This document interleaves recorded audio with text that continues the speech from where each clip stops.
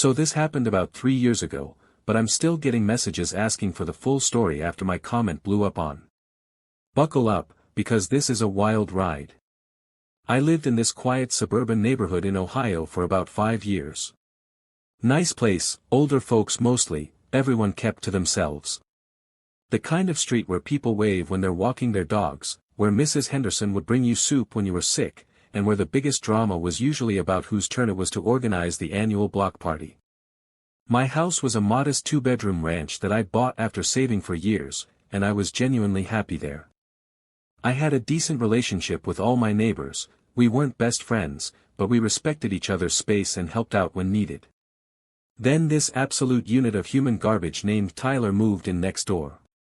I'm talking stereotypical nightmare neighbor, backwards baseball cap, affliction t-shirts, lifted truck with truck nuts hanging from the back. You get the picture. The guy looked like he'd stepped out of a "people you don't want to live next to" starter pack. His truck was so loud it could wake the dead, with some kind of modified exhaust that sounded like a jet engine mixed with a chainsaw. The thing was literally vibrating my windows when he started it up. First day he moved in, I went over with a 6-pack and a smile, trying to be neighborly. I figured maybe he was just one of those guys who looks rough but is actually decent once you get to know him. Boy, was I wrong. Dude straight up looked me up and down and said, "Oh great, another boring suburban dad. I'm 28 and single, but whatever." I tried to laugh it off and introduced myself, but he just grabbed the beer and said, "Thanks for the welcome gift," before slamming the door in my face. I should have known right then that this guy was going to be a problem. Looking back, all the red flags were there from day one. The moving truck blocking the entire street for 6 hours while he moved his collection of questionable furniture, including what looked like a stripper pole, I kid you not. The way he talked to the moving guys like they were his personal servants. The fact that he immediately started eyeing my yard like he was planning something. I tried to give him the benefit of the doubt, thinking maybe he was just stressed from moving. Biggest mistake of my life. Within the first week, Tyler showed his true colors. We're talking parties every single night until 3 to 4 a.m. Not just loud music, we're talking about people screaming, bottles breaking, cars revving in the driveway. The bass was so intense it would literally shake my picture frames off the walls. I work early shifts at the hospital, I'm a nurse, so I'm usually in bed by 10 p.m. This guy was single-handedly destroying my sleep schedule and, consequently, my ability to function at work. The parties weren't just loud, they were absolutely chaotic. Picture this, 20 to 30 people crammed into a tiny backyard, most of them looking like they'd crawled out of a dive bar. There was always some drunk girl crying about her ex-boyfriend, some guy trying to start fights, and at least one person puking in the bushes. The language was so foul that I started closing my windows just so I wouldn't have to hear it. And the smell, oh God, the smell. A mixture of cheap beer, cigarettes, and what I'm pretty sure was weed, which, hey, I don't judge, but maybe keep it inside. But wait, it gets worse. This psychopath started parking his massive truck directly in front of my driveway. Not partially blocking it, completely blocking it. I couldn't get my car out. The truck was this enormous, lifted monstrosity that took up the space of 2 normal cars. When I knocked on his door to ask him to move it, he'd either ignore me completely or come to the door shirtless, beer in hand, and say something like, "Public street, bro. First come, first served." Sometimes he'd have some half-dressed girl hanging off him, both of them reeking of alcohol and bad decisions. The trash situation was the cherry on top. Tyler would leave garbage bags on his front porch for days. We're talking 8 to 10 bags just sitting there, marinating in the Ohio sun. They'd split open, attracting raccoons and stray cats who would tear them apart and spread garbage all over the street. The smell in summer was absolutely horrific, like a combination of rotting food, sour beer, and something that might have been a dead animal. Garbage would blow into my yard, and I'd find beer bottles and fast food containers in my flower beds every morning. I was essentially running a daily cleanup crew for this guy's mess. I started documenting everything with photos because I couldn't believe one person could be so inconsiderate. My friends thought I was exaggerating until I showed them the pictures. Even then, they were like, "There's no way this is real, nobody is that much of a nightmare neighbor." I tried everything, and I mean everything, to resolve this peacefully. I left polite notes on his door explaining my work schedule and asking if he could just keep it down after midnight. The notes would disappear, but nothing would change. I tried talking to him when he was sober, rare occurrence. I'd wait by his car in the morning before he left for work, trying to catch him in what I hoped would be a more reasonable state of mind. He'd just brush me off or make jokes about how I needed to learn to have fun and stop being such a buzzkill. I even offered to pay for a dumpster if he'd use it properly instead of leaving trash bags on his porch. I suggested we could split the cost, thinking maybe he was just being cheap about waste management. His response was to laugh in my face and tell me that if I didn't like looking at his trash, I should mind my own damn business and stop staring at his house like a creep. I tried appealing to other neighbors, thinking maybe if we all talked to him together, he'd listen. Mrs. Patterson from across the street was too scared to get involved after Tyler yelled at her for asking him to move his truck so she could get her mail. The Johnsons on the other side of him were elderly and didn't want to cause trouble. It became clear that I was on my own in this fight. His response to my peaceful attempts? He started making even more noise, just to spite me. One night I counted, his music was playing until 5:17 a.m. I had to work a 12-hour shift the next day and got maybe 2 hours of sleep. I literally fell asleep standing up during a patient consultation. My supervisor pulled me aside and asked if everything was okay at home because I looked like I'd been hit by a truck. I called the cops probably 15 times over 6 months.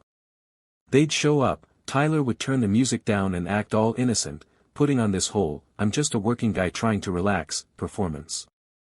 He'd invite the officers in for coffee, show them around his perfectly clean house, apparently he saved all his mess for the outside, and they'd leave thinking he was a reasonable guy dealing with a complaining neighbor. The second their car disappeared around the corner, the music would go right back up, often louder than before. The parking thing was technically legal since it was a public street, though I'm pretty sure he was violating some kind of courtesy law of the universe. Code enforcement came out for the trash violations and gave him warnings, but he'd just pay the fines like they were a subscription service.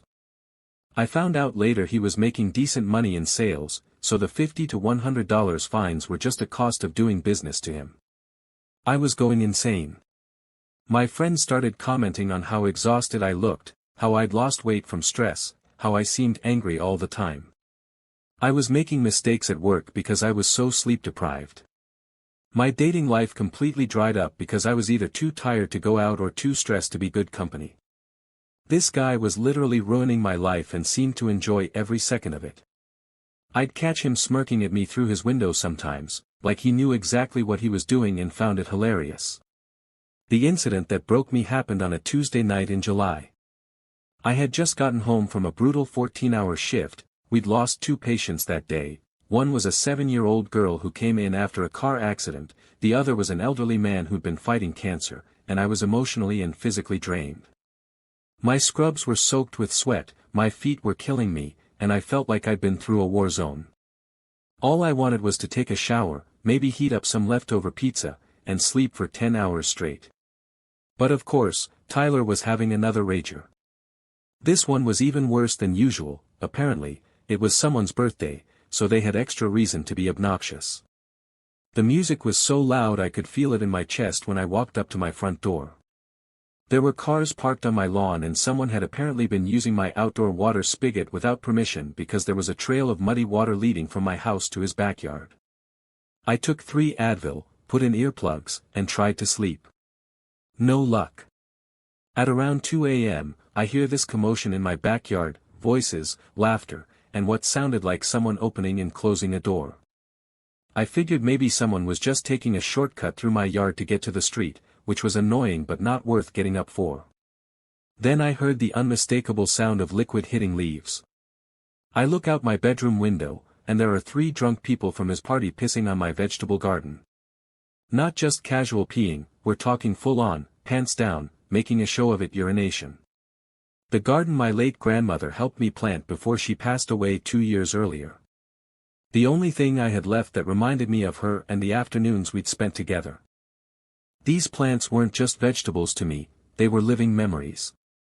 Every time I watered them or picked a tomato, I thought about Grandma Rose telling me stories about her own garden back in Tennessee. She'd been so proud when I bought my house, and planting that garden together had been one of our last good days before she got really sick. I lost it. I mean completely, utterly lost it. I ran outside in my pajamas and started screaming at these people like a madman. They were so drunk they could barely stand up, laughing and high-fiving each other like they just pulled off the prank of the century.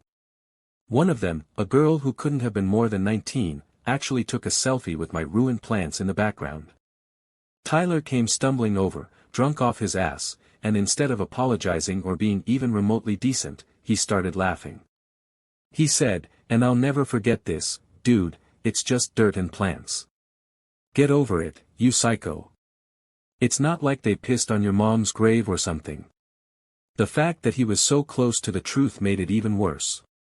I tried to explain that this garden meant something to me, that it was connected to my grandmother's memory, but he just kept laughing and telling his friends what a crazy neighbor he had. I almost punched him. I'm not a violent person, I've never been in a fight in my adult life, but in that moment, I wanted to knock his teeth out. My hands were shaking with rage, and I could feel my heart pounding so hard I thought it might explode. Instead, I went inside, locked my door, and cried. I'm not ashamed to admit it, I cried like a baby, ugly, sobbing into my pillow until my throat was raw. That's when I decided Tyler needed to learn a lesson he'd never forget. I was done being the nice guy, done trying to reason with someone who had no capacity for human decency. He wanted to play games. Fine. But I was going to play to win.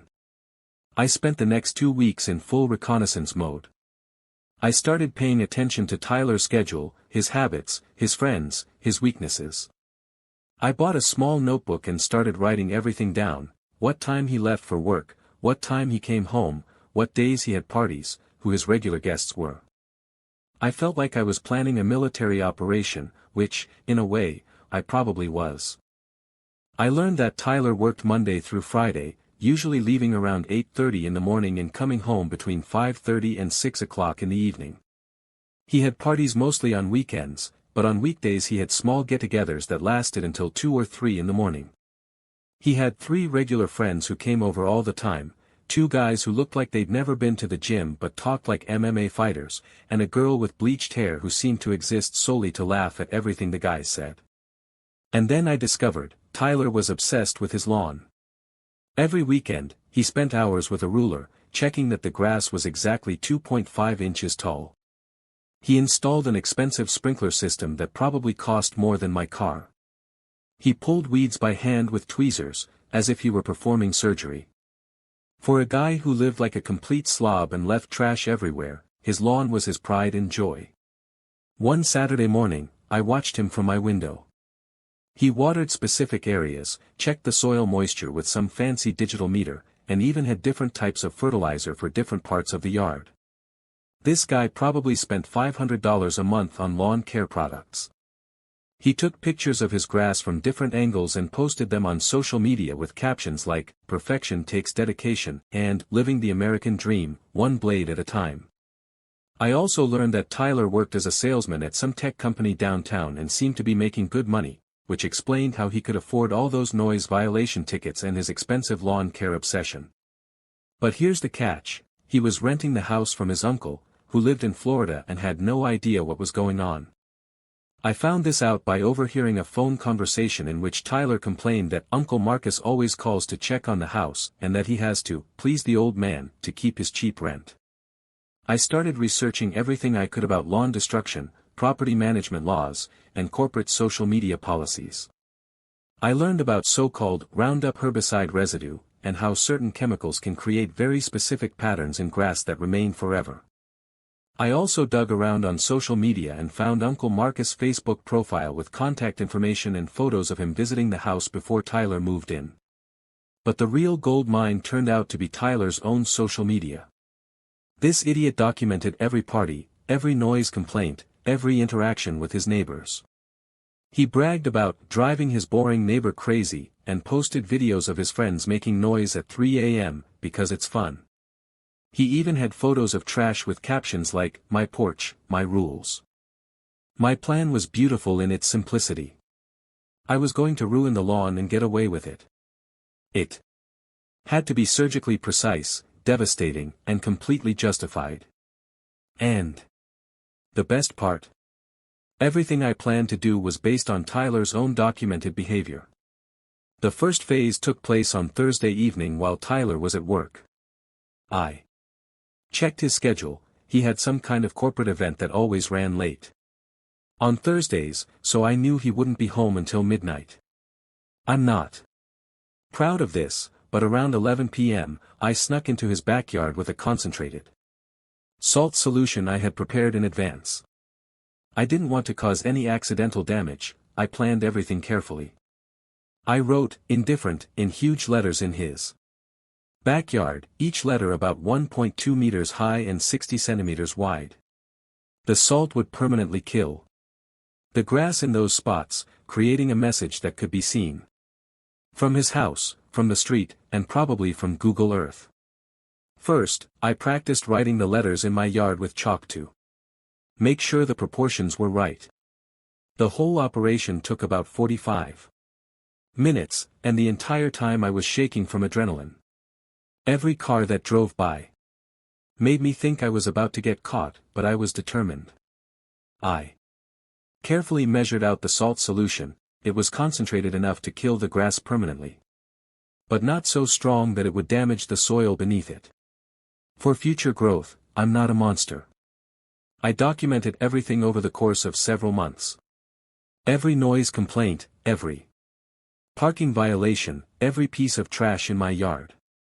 I had time-stamped photos, videos from my security camera, screenshots of Tyler's social media posts. I compiled everything into a detailed 15-page report with an appendix of evidence. The report included a timeline of events, photos of property damage, noise level recordings measured with a decibel meter app, and screenshots of Tyler's social media posts bragging about driving his boring neighbor crazy. I sent this comprehensive dossier to Uncle Marcus along with a professional but firm cover letter explaining how Tyler was violating the terms of his lease, damaging the reputation of the house in the neighborhood, and potentially creating liability issues. I found Tyler's lease agreement in his trash. I know, but desperate times call for desperate measures, and it clearly stated that from 10 p.m. to 7 a.m. there must be no noise, trash must be taken out according to the rules, and in the email to Uncle Marcus, I didn't come across as a crazy neighbor. I presented myself as a concerned adjacent property owner who was worried about falling property values and the safety issues created by Tyler's behavior. I included testimonials from other neighbors. Mrs. Patterson had finally agreed to go on record after I assured her it would be anonymous, photos of property damage, and even a calculation of how Tyler's behavior might be affecting local real estate values. Phase 3 was the cherry on top, and honestly, the most satisfying part. I had learned through my research that Tyler's company, a tech startup called Innovate Solutions, had a very specific social media policy about employees representing the company well in their personal lives. They were trying to build a professional, family-friendly brand, and had recently posted about their commitment to community values. So I sent an anonymous tip to their HR department with some choice screenshots of Tyler's Facebook posts. These included gems like, "Making my neighbor's life hell is my new hobby," a video of him and his friends deliberately revving motorcycles at 3 a.m. because it's hilarious, and photos from a party where someone was clearly doing something illegal in the background. I also included screenshots of him bragging about paying noise fines like they were a subscription to annoy people. The email to HR was professional and concerned, written from the perspective of a community member who was concerned about the company's reputation. I made it clear that I wasn't asking them to fire anyone, just that they might want to be aware of how one of their employees was representing the company online and in the community. The results were more beautiful than I could have imagined, and they happened faster than I expected.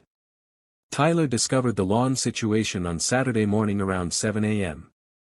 I know the exact time because his screaming woke me up, which was ironic, considering how many times his parties had done the same thing. I heard him outside yelling, "What the F***"? Who did this to my lawn?" followed by about 10 minutes of creative profanity that would have made a sailor blush.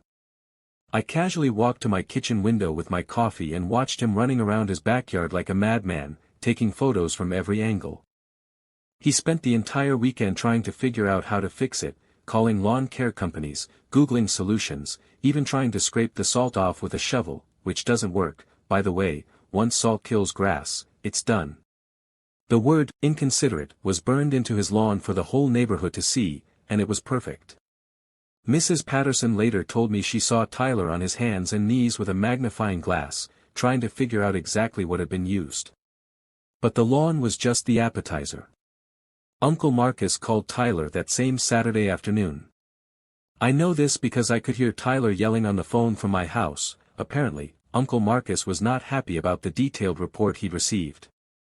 I caught snippets of the conversation through his open windows. "What do you mean, noise complaints?" and, "No, I didn't know the neighbors were complaining," and my personal favorite, "It's not that bad, Uncle Marcus, they're just being sensitive." Uncle Marcus, it turns out, was a retired military officer who didn't tolerate nonsense. He gave Tyler 30 days to clean up his act or get out, and based on what I could hear, he was also considering increasing Tyler's rent to market rate, since Tyler clearly wasn't respecting the family discount he'd been getting. The work situation resolved itself the following Tuesday, and it was even more satisfying than I'd hoped. Tyler came home early that day, around 2 p.m., looking absolutely defeated. He wasn't his usual cocky self. He just sat in his truck in the driveway for about 20 minutes with his head in his hands. I later found out through neighborhood gossip, Mrs. Patterson has connections everywhere, that he'd been let go from his sales job. Apparently, his social media presence wasn't aligned with company values, and they were concerned about potential liability issues. The best part was that Tyler couldn't afford the rent without his job, especially if Uncle Marcus was going to raise it to market rate. He tried picking up a couple of part-time jobs, but between losing his primary income and having to pay for expensive lawn restoration, which was futile, he was screwed financially. Uncle Marcus, who had gotten complaints from 3 other neighbors after I contacted him, turns out I wasn't the only one Tyler had been torturing, decided not to renew Tyler's lease anyway. The final nail in the coffin was when Mrs. Patterson sent Uncle Marcus photos of the property damage and trash situation. Apparently, she'd been documenting things too but was too scared to do anything about it alone. Tyler moved out 6 weeks later, and those were the quietest 6 weeks I'd had in 2 years. No more parties, no more loud music, no more trash everywhere. He was either too broke or too depressed to cause trouble. As he was loading his truck for the last time, he came over to me and said, "I know it was you." I just smiled and said, "I have no idea what you're talking about, but I hope you learned something about being a good neighbor." The house has been occupied by a lovely elderly couple named Robert and Linda for the past 2 years. They bake me cookies, Robert helps me maintain my grandmother's restored garden, I replanted it and it's better than ever, and Linda always asks about my work at the hospital. It's amazing how much better life can be when you have decent neighbors who understand basic human courtesy. Sometimes the universe delivers justice in the most satisfying way possible. Tyler learned that actions have consequences, and I learned that sometimes you have to fight back strategically to protect your peace and sanity.